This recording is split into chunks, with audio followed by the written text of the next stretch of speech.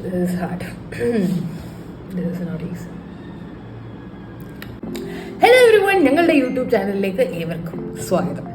ഈ യൂട്യൂബ് ചാനലിൽ നിങ്ങൾക്ക് എല്ലാവർക്കും അറിയുന്ന പോലെ ഞാൻ ഷെയർ ചെയ്യാൻ പോകുന്നത് എൻ്റെ ലൈഫ് വിത്ത് ഈ രണ്ട് ഫർ മോൺസ്റ്റേഴ്സ്, ഫർ ബേബീസ്. അതവർ ചെയ്യുന്നതിനനുസരിച്ച് ആ പേരുകൾ മാറിക്കൊണ്ടിരിക്കും. Anyways, let's get into today's video.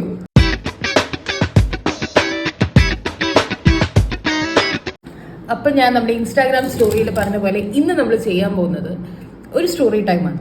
Okay, and ഈ സ്റ്റോറി എഴുതിയിരിക്കുന്നത് നമ്മുടെ ഒരു ഫോളോവറായ സച്ചിൻ സച്ചിയാണ്. സച്ചിൻ സച്ചി ഒരു ദിവസം എൻ്റെ അടുത്ത് ഇവരെ കുറിച്ചുള്ള കാര്യങ്ങളൊക്കെ ചോദിച്ച്, ഇവരുമായിട്ടുള്ള എക്സ്പീരിയൻസ് ഒക്കെ ചോദിച്ച് മനസ്സിലാക്കി എന്നോട് ചോദിച്ചു, ഞാനൊരു കഥ എഴുതിക്കോട്ടെ ഇത് ബേസ് ചെയ്തിട്ടെന്ന് ചോദിച്ചപ്പോൾ ഞാൻ ഓഫ്കോഴ്സ് യെസ് എന്ന് പറഞ്ഞു. പക്ഷെ ഒരിക്കലും അത് വായിച്ച് ഇങ്ങനെ കരഞ്ഞു പണ്ടാറടങ്ങേണ്ടി വരുമെന്ന് ഞാൻ ഒരിക്കലും വിചാരിച്ചില്ല.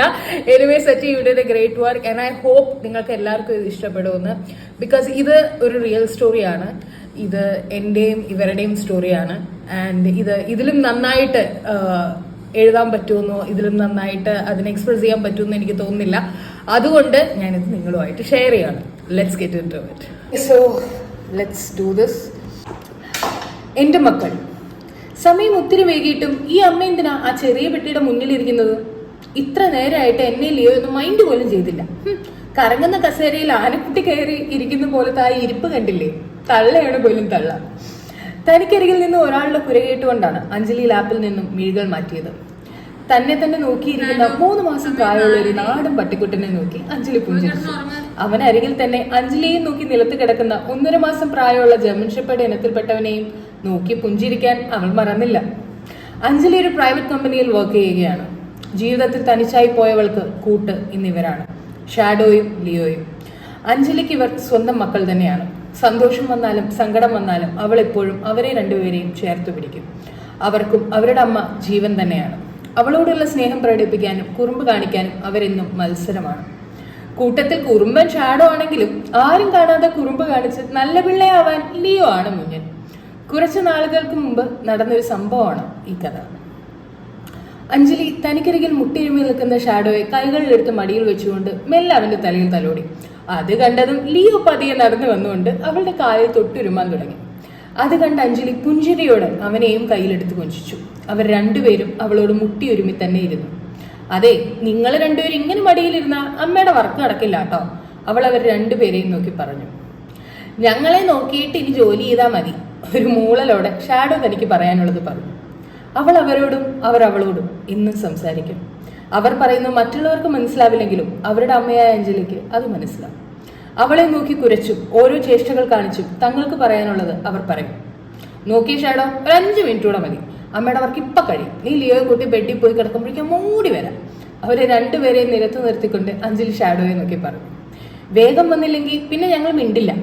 അഞ്ജലിയെ നോക്കി കുരച്ചുകൊണ്ട് ഷാഡോ ലിയോയെ കൂട്ടി നടത്തും.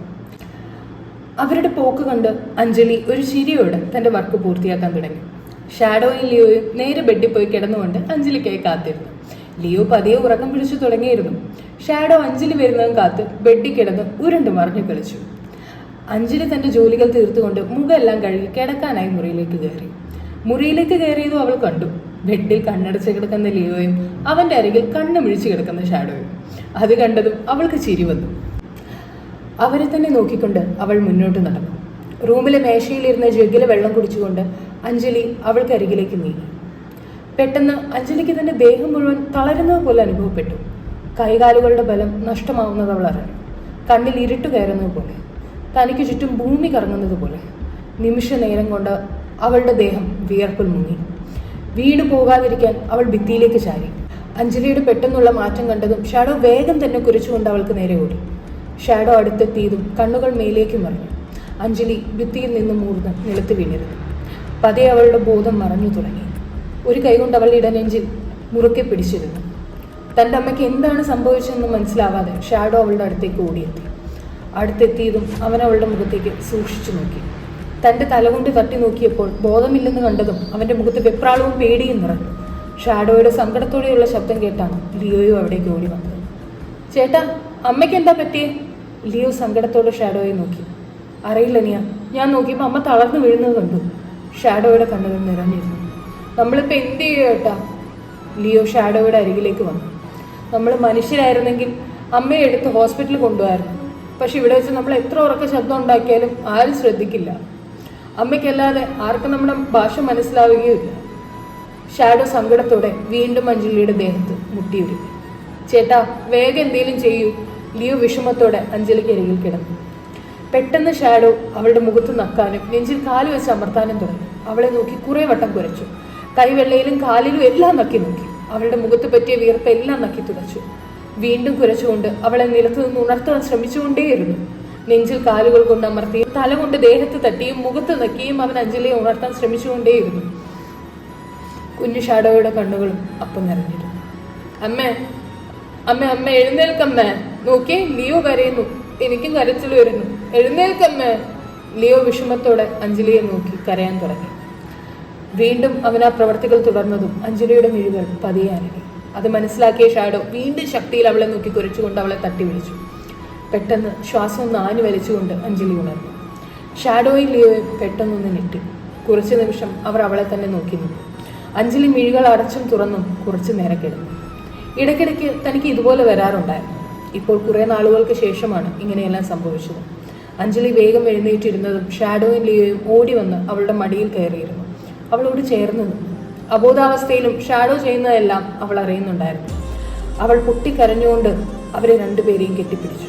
അവരുടെ കണ്ണുകൾ നിറഞ്ഞിരുന്നു. അവരെ എത്ര ഉമ്മ വെച്ചിട്ടും അവൾക്ക് മതിയായിരുന്നില്ല.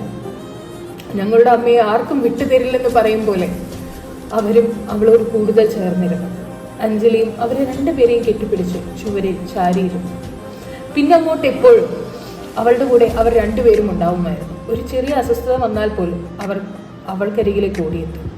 അഞ്ജലിക്ക് ഒന്ന് വയ്യാതെയായ അവൾക്കെല്ലാം മാറുന്നത് വരെ രണ്ടുപേരും അവളുടെ കൂടെ തന്നെ പറ്റിച്ചേർന്ന് കിടക്കും. അഞ്ജലി പറയാതെ തന്നെ അവളുടെ വേദനകളെല്ലാം മനസ്സിലാക്കുന്ന ഷാഡോയും ലിയോയും ഇന്നും അവൾക്ക് അത്ഭുതമായിരുന്നു. അവർ രണ്ടുപേരുമാണ് ഇന്നവളുടെ ലോകം. അവർ രണ്ടുപേരുമാണ് ഇന്നവളുടെ സന്തോഷവും സങ്കടവും. തൻ്റെ സന്തോഷവും സങ്കടവും പങ്കുവെച്ചും കുറുമ്പുകൾ കാണിച്ചും അവരുടെ ജീവിതം അങ്ങനെ തന്നെ മുന്നോട്ട് പോകട്ടെ. ഒരു നേരത്തെ ആഹാരം കൊടുത്ത് ജീവിതകാലം മുഴുവൻ നമ്മളോട് നന്ദിയും സ്നേഹവും കാണിക്കുന്നവരാണ് ഡോഗ്സ്. കുറച്ച് സ്നേഹം കൊടുത്താൽ മതി, അവർ നമുക്ക് അവരുടെ ജീവൻ തന്നെ തരും. ആര് കൂടെ നിന്നില്ലെങ്കിലും നന്ദിയോടെ സ്നേഹത്തോടെ അവർ കൂടെ തന്നെ നിൽക്കും.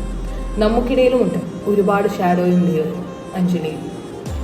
ഇവിടെ ഉള്ളവരിലുമുണ്ട് ഡോഗ്സിനെ വളർത്തുന്നവരും സ്നേഹിക്കുന്നവരും അവരുമായി നല്ല ഓർമ്മകളുള്ളവരും. എനിക്കറിയുന്നൊരു വ്യക്തിയുടെ അനുഭവം അയാളുടെ സമ്മതത്തോടെ ഞാൻ എഴുതി. ഇഷ്ടമായെങ്കിൽ എനിക്ക് വേണ്ടി അവർക്ക് വേണ്ടി 2 വാക്ക് കുറിക്കുക എന്ന് നിങ്ങളുടെ പ്രിയപ്പെട്ട സച്ചി.